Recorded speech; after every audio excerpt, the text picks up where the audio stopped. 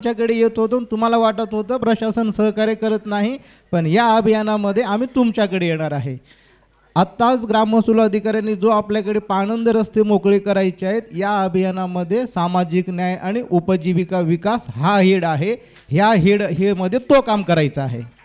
सामाजिक विकास म्हणजे काय, गावामध्ये जे काही वाद आहेत, तंटे आहेत, माझा रस्ता आहे, माझा शेत आहे, त्या रस्त्यासाठी येण्यासाठी, रस्त्यावर माल नेण्यासाठी नाही. काही लोक अडवतात, काही लोक हे करतात, त्या लोकांना आपण इकडे गोळा करायचा आहे. तुमची समस्या आणि गावाची समस्या म्हणून तुम्हाला त्या ठिकाणी पाणंद रस्ते मोकळे करायचे आहेत. हे पाणंद रस्ते मोकळे करण्यासाठी सामाजिक न्याय झालं, त्या ठिकाणी आपल्याला उपजीविका विकास करायचा आहे. उपजीविका विकास म्हणजे तुम्हाला या ठिकाणी रोजगार द्यायचा आहे. या 90 दिवसामध्ये जर 50 लोकांना जर 312 रुपयेप्रमाणे जर आपण रोजगार दिलं, तर या 90 दिवसामध्ये 14,04,000 रुपये तुमच्या गावामध्ये रोजगार निर्माण होणार आहे. हे करण्यासाठी पहिला हेड आहे ग्राम महसूल अधिकारी. ग्राम महसूल अधिकाऱ्यांनी हे पाणंद रस्ते कुठे आहेत ते एकदम आपण टायटल क्लिअर केलं. ग्रामपंचायतीकडे सगळे रस्त्याची नोंद झाली. त्यानंतर ग्रामपंचायतीनं त्या रस्त्यासाठी आपल्याकडे MG नरेगामधून काम घ्यायचं आहे.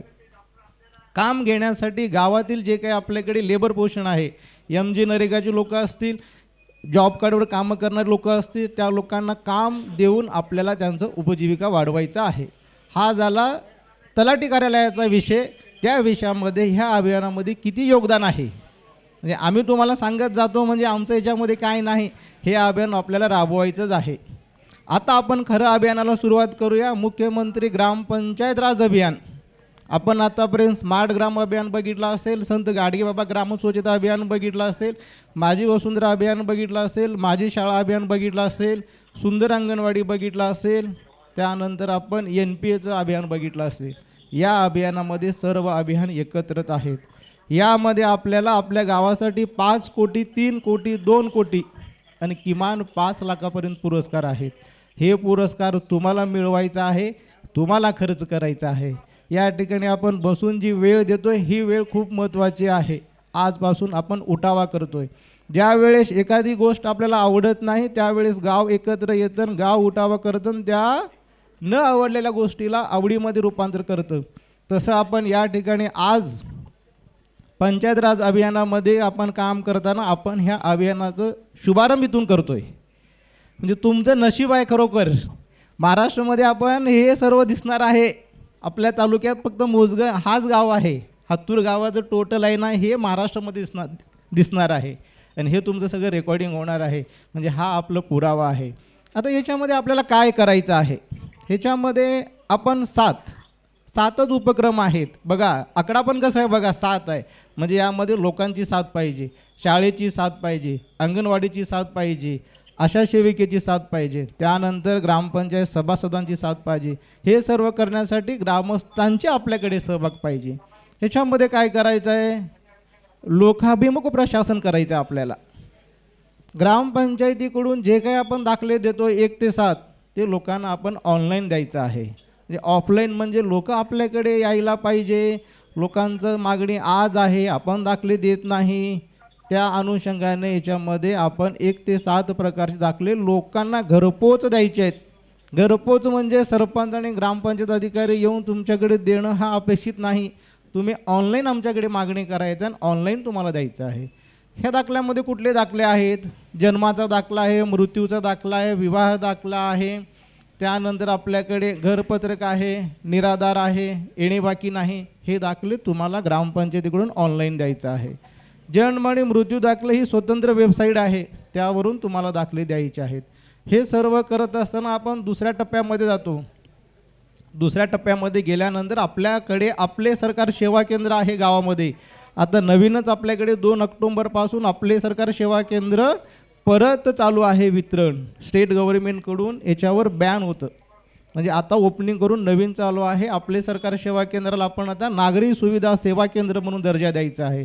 नागरी सुविधा सेवा केंद्र म्हणजे काय, आपण आता गेल्यानंतर तहसीलला जातो, पोलीस ऑफिसला जातो, जिल्हा परिषदला जातो. प्रत्येक डिपार्टमेंटची योजना आहे ते आपल्या गावातूनच आपल्याला मिळणार आहे. हे तुम्हाला आमच्याकडे यायची गरज नाही. प्रशासन म्हणून आम्ही तुम्हाला सेवा देण्यासाठी बांधील आहोत. ही सर्व सुविधा ग्रामपंचायतीमध्ये मिळणार आहे.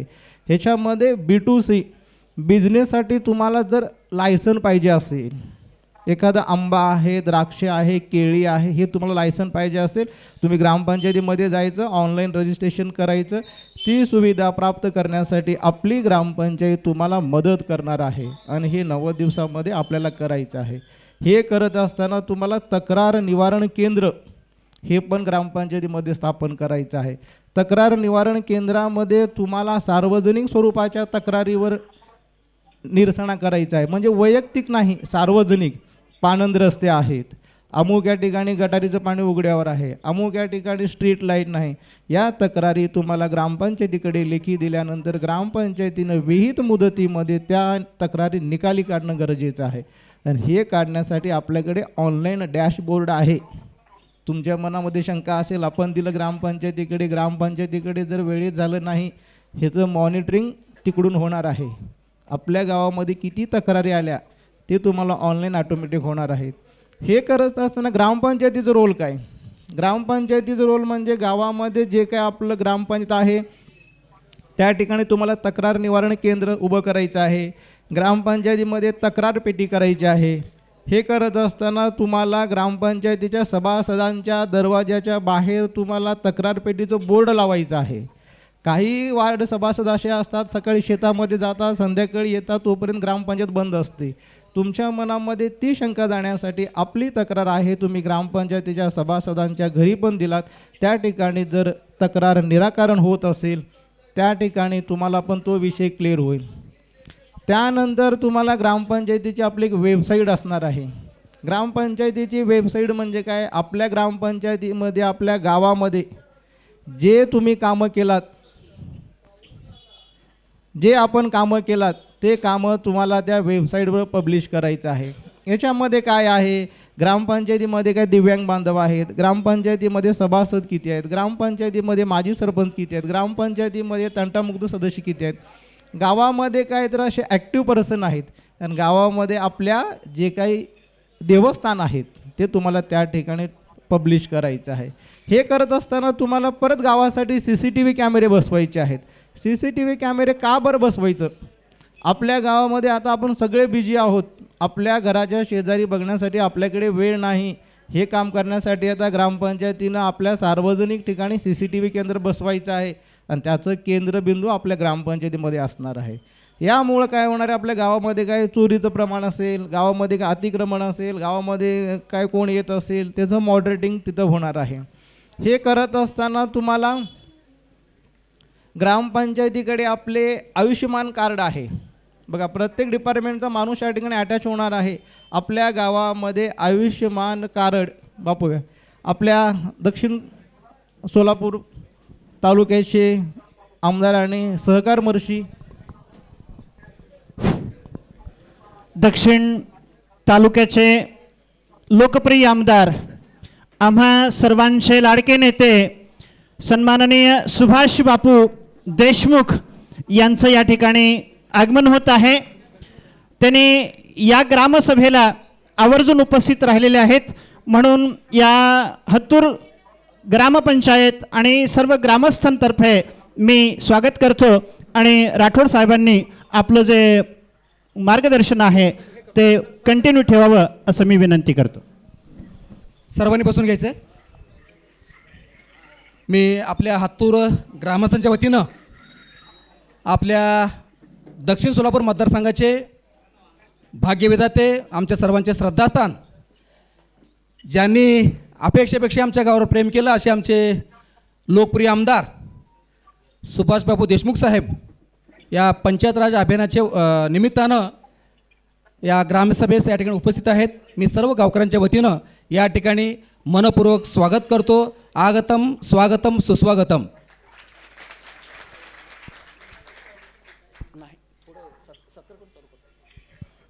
तर मगाशी तुम्हाला सांगितलं की आपल्या देशाचे यशस्वी पंतप्रधान राष्ट्रनेता नरेंद्रजी मोदी साहेब यांच्या वाढदिवसानिमित्त हे जे 2 अभियान आहेत, मुख्यमंत्री समृद्ध पंचायत राज अभियान व महाराजस्व अभियानांतर्गत महसूल पंधरवडा, ह्या दोन्ही अभियानाचं शुभारंभ आपण माननीय पंतप्रधान साहेबांच्या वाढदिवसानिमित्त करतोय.